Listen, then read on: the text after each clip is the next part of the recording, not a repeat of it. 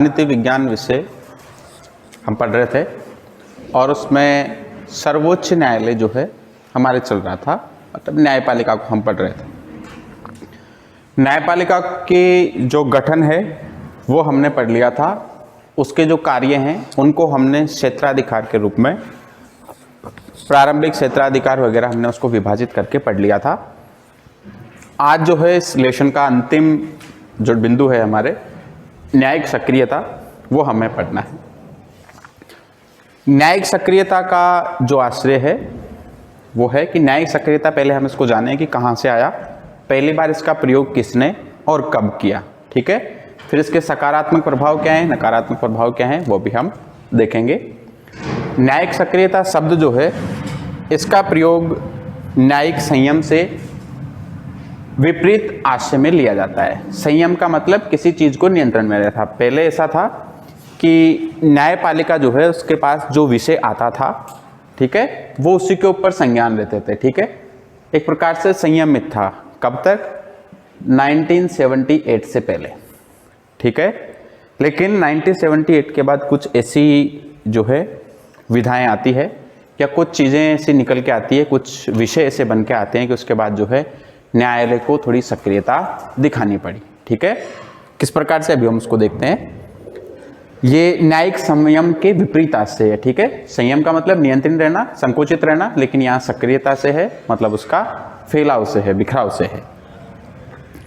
न्यायिक सक्रियता एक बदलते समाज के न्यायिक दृष्टिकोण की एक गतिशील प्रक्रिया है। समाज निरंतर परिवर्तन हो रहा है, गतिशील अवधारणा है समाज की भी, ठीक है। तो उस प्रकार से समाज जो है निरंतर बदल रहा है और इसी के साथ जो है न्यायिक सक्रियता भी न्यायपालिका की एक बदलती प्रवृत्ति है। ऑर्थर जो है स्लेंगिर जूनियर ने जनवरी 1947 में फॉर्च्यून पत्रिका के प्रकाशित द सुप्रीम कोर्ट 1947 शीर्षक लेख में पहली बार जुडिशियली एक्टिविज्म, जो न्यायिक सक्रियता है, इस शब्द का प्रयोग किया था। कब किया था? जनवरी 1947 में उनका एक लेख था और उस लेख में जो है इन्होंने सबसे पहली बार न्यायिक सक्रियता शब्द का प्रयोग किया।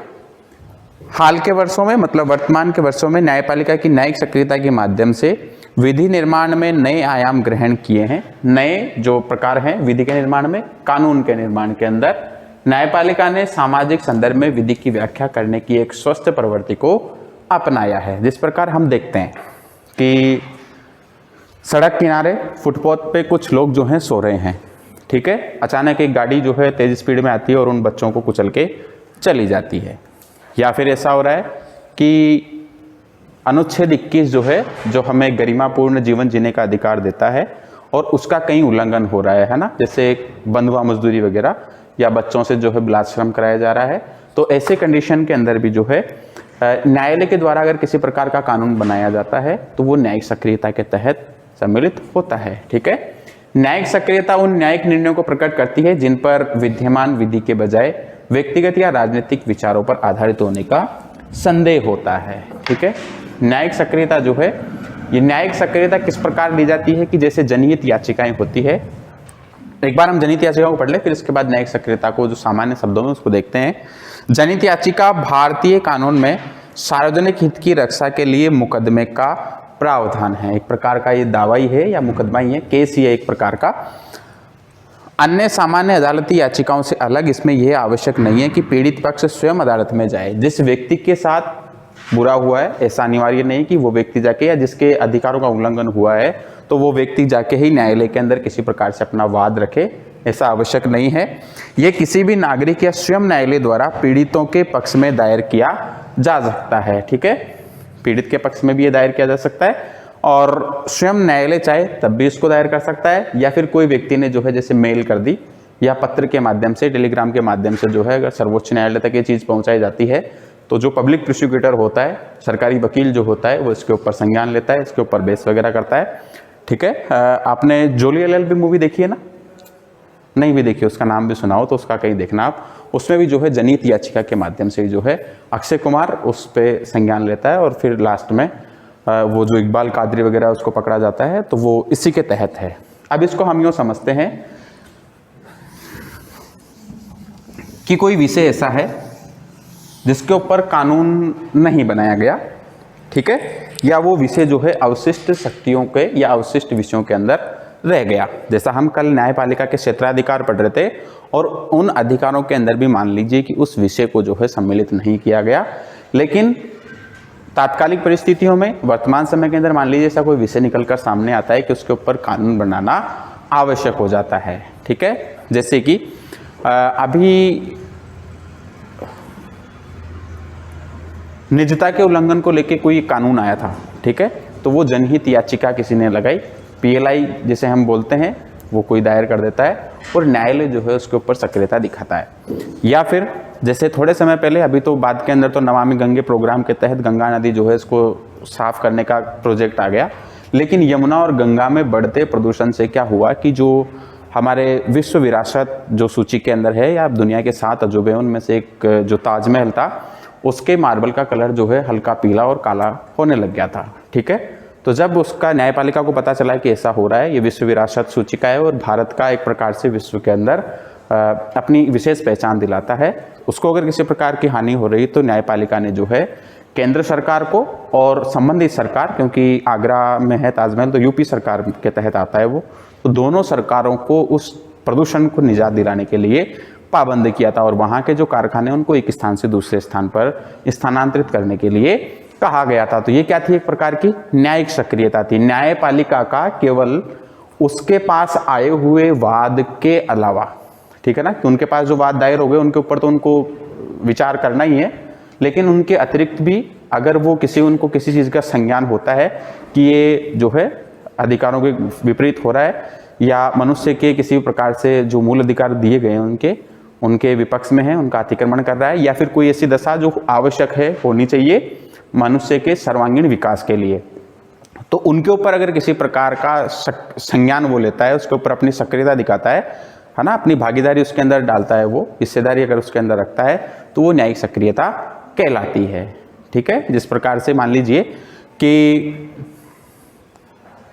जैसे अभी मैंने आपको बताया कि रोड एक्सीडेंट वगैरह जो होते थे, हिट एंड रन वाला, बच्चे सो रहे हैं रोड के किनारे जो गरीब हैं या फिर जो भिखारी वगैरह हैं, जिनके पास जो बेगर हैं एक प्रकार से आप ये मान के चलिए, और वो रोड के किनारे सो रहे हैं, तेज स्पीड में गाड़ी और उनको कुचल के चली गई, तो उनके खिलाफ कौन वाद दायर करेगा? तो न्यायपालिका को अगर पत्रिकाओं के अंदर जो प्रकाशित होने वाली न्यूज़ है उसके माध्यम से भी अगर उनको ध्यान में आता है, या फिर किसी व्यक्ति की सोशल मीडिया के माध्यम से उनको पता चलता है, ठीक है, तो ऐसे के अंदर अगर उसके ऊपर न्यायपालिका अपनी सक्रियता दिखाती है, उस विषय के ऊपर वाद दायर करती है, या तो किसी पीएलआई के माध्यम से प्राप्त हो जाए, नहीं तो न्यायालय जो है स्वयं भी ऐसे पक्ष के रूप में वाद दायर कर सकता है, तो वो न्यायिक सक्रियता कहलाती है। समझ में आ गया होगा आपको? ठीक है, अब न्यायिक सक्रियता या जनहित याचिका के सकारात्मक प्रभाव क्या हो सकते हैं? आपकी बुक में दिया हुआ नहीं है, लेकिन हम इसको जो है क्लासिफाइड करके पढ़ेंगे, थोड़ा समझ में आ जाएगा।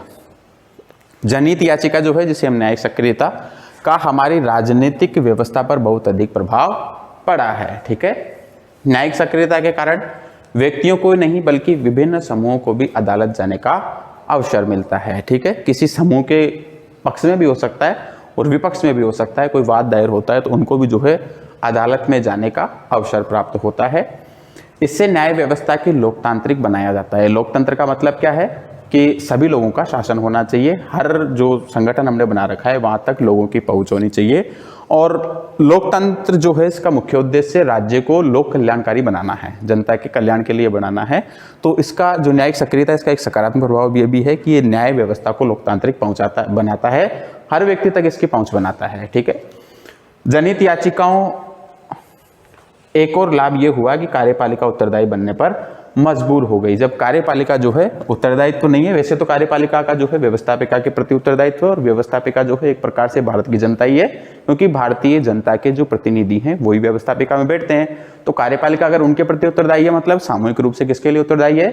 जनता के लिए भी उत्तरदायी है, लेकिन उसका उत्तरदायित्व जो है धीरे धीरे कम हो रहा था। जैसे हम किसी भी अधिकारी के पास जाते हैं और वो काम नहीं करता तो हम कहते हैं ना कि आप सरकारी नौकर, आपको काम करना ही पड़ेगा। ठीक है, तो उस प्रकार से वो कब आया? जब न्यायिक सक्रियता आई है ना, सरकार ने जब लोगों को फटकार लगाना शुरू किया है ना, तानाशाही के ऊपर जब उन्होंने लगाम कसी, तो उसके बाद से ये शुरू हुआ। तो ये भी जो है इसका एक सकारात्मक प्रभाव है। न्यायिक सक्रियता या जनहित याचिका के द्वारा चुनावी प्रणाली में भी सुधार हुआ है। स्वतंत्र और निष्पक्ष चुनाव कराने का प्रयास में सुधार हुए हैं। जो आप वीवीपैट देखते हैं, पहले तो केवल जैसे मतदान जो है वो मतपत्र के द्वारा होते थे, हमें जाके स्टैंप लगानी होती थी उसके ऊपर और मतपत्र जो है उसके द्वारा मतदान होते थे। ठीक है, एक बॉक्स के अंदर उनकी जो पर्चियाँ होती थी उसको डाला जाता था और उसके अंदर क्या होता था कि जो आदमी चुनाव लड़ रहा है वो खुद मतपत्र तैयार करवा देता था और अपने लोगों के द्वारा उसके अंदर पर्चियाँ डलवा देता था, है ना। तो उसके अंदर भ्रष्टाचार की संभावना भी ज़्यादा होती थी और जो फर्जी मतदान है वो भी उसके अंदर अधिक होता था। लेकिन बाद के अंदर मशीन आ गई, ठीक है ना। अब मशीन आने के बाद भी उस मशीन में भी कई जगह ऐसे आरोप लगाए गए कि जैसे मशीन जो है उसके अंदर बटन तो किसी और का दबाया जा रहा है और मत जो है किसी और को प्राप्त हो रहे हैं, है ना। जैसे बार बार राहुल गांधी जहाँ भी हार होती है तो वही कहते हैं कि जो मशीन है उसको उसके साथ छेड़छाड़ की गई है, ठीक है। तो फिर एक YPPAD व्यवस्था और साथ में आई। मशीन तो होगी लेकिन मशीन के साथ एक यंत्र और लगा हुआ होगा, ठीक है, जिसके अंदर आप जिसको वोट दे रहे हैं, जैसे आपने मान लीजिए कि बीजेपी को वोट दिया है, ठीक है ना, तो यहाँ पे जो स्लिप आएगी उसके अंदर जो प्रत्याशी है उसका नाम लिखा हुआ आएगा और स्लिप के ऊपर जो है बीजेपी का लोगो बना हुआ आएगा। अगर आपने कांग्रेस को दिया है तो कांग्रेस का लोगो बना हुआ है, उसका प्रत्याशी का नाम आएगा। और वो जो पर्ची है, जैसे हमारे यहाँ पे टिकट करता है ना, बस के अंदर कंडक्टर वगैरह टिकट काट के देते हैं या बिजली का बिल जैसे भी होता है या हम कहीं भी ऑनलाइन पेमेंट करते हैं तो स्लिप जो निकल के आती है वैसे उसमें से स्लिप निकलती है और वो नीचे बॉक्स में गिर जाती है, ठीक है।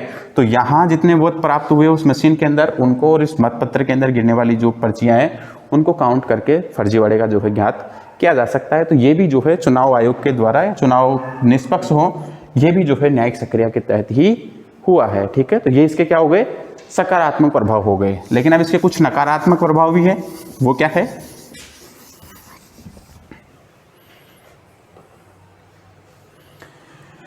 इससे न्यायालयों के काम पर बोझ पड़ गया। वैसे ही न्यायपालिका हमारे यहाँ पे कम है या न्यायालय कम है, लेकिन प्रतिदिन होने वाले जो अपराध वगैरह हैं उनकी संख्या निरंतर बढ़ रही है, तो उनके पास पहले ही कार्य ज़्यादा है।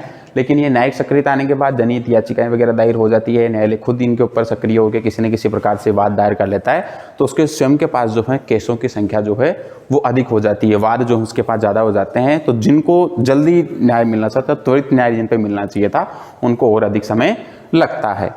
न्यायिक सक्रियता जनहित याचिकाओं से विधायिका, कार्यपालिका और न्यायपालिका के कार्यों के बीच का अंतर जो है धुंधला हो गया है। पता ही नहीं चल रहा कि कौन सा कार्य किसका है, ठीक है। किसी चीज के ऊपर कानून बनाने का कार्य व्यवस्थापिका को हमने दे रखा है, उसको क्रियान्वयन में लाने का कार्य कार्यपालिका को दे रखा है, लेकिन उन विषयों के ऊपर जो है कानून बनाने का या जो उनको क्रियान्वयन करने का कार्य है वो न्यायपालिका कर दी है। तो एक प्रकार से स्पष्ट नहीं हो पा रहा, धुंधला होने का मतलब है स्पष्ट नहीं हो पा रहा है कि ये कार्य जो है किसका है। जो शक्तियों का विभाजन है वो एक प्रकार से असमंजस की स्थिति में हो गया है।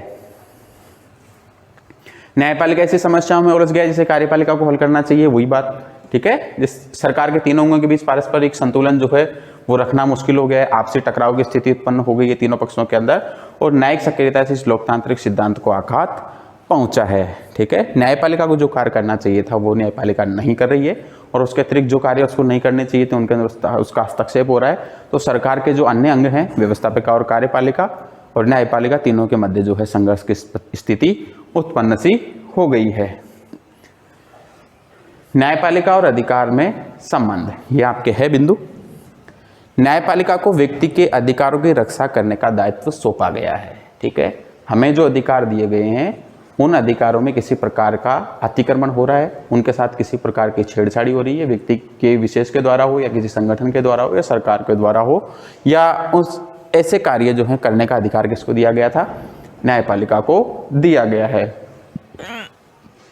संविधान ऐसी दो विधियों का वर्णन करता है जिससे सर्वोच्च न्यायालय अधिकारों की रक्षा कर सके। पहला यह है अनेक रिटें, जो 5 प्रकार की रिट हमने कल देखी थी, बंदी प्रत्यक्षीकरण, परमादेश, अधिकार प्रशा, उत्प्रेषण आदि जारी करके मौलिक अधिकारों को फिर से विस्थापित कर सकता है। इसका वितरण जो है संविधान के अनुच्छेद 32 में दिया गया है, ठीक है। संविधान की आत्मा भी इसको कहते हैं। अनुच्छेद 226 के अनुसार उच्च न्यायालय को भी रिट जारी करने का अधिकार प्राप्त है। दूसरा, सर्वोच्च न्यायालय किसी कानून को गैर संवैधानिक घोषित कर लागू होने से रोक सकता है।